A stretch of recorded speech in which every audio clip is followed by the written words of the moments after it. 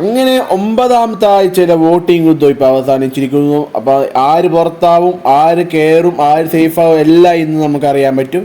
അപ്പോൾ 1ാം സ്ഥാനത്ത് ഇപ്പോൾ ജിൻഡോ തന്നെയാണ്. 1ാം സ്ഥാനം ജിൻഡോ. 2ാം സ്ഥാനം വരുമ്പോൾ അവിടെ ശ്രീതു ആണ് മുന്നേറിയത്. നേരത്തെ സിജോ ആയിരുന്നു, ഇപ്പോൾ ശ്രീതു കയറി വന്നിട്ടുണ്ട്.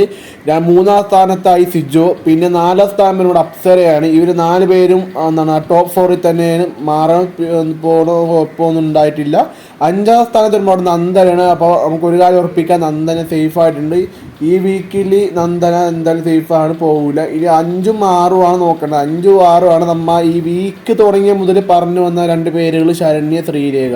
ഈ 2 പേരാണ് ഡേഞ്ചർ തോന്നിയിരിക്കുന്നത്. അതിൽ 5ാം സ്ഥാനത്തിരിക്കുന്ന ശരണ്യയും 6ാം സ്ഥാനത്തിരിക്കുന്ന ശരണ്യയും 7ാം സ്ഥാനത്തിരിക്കുന്ന ശ്രീരേഖയാണ്.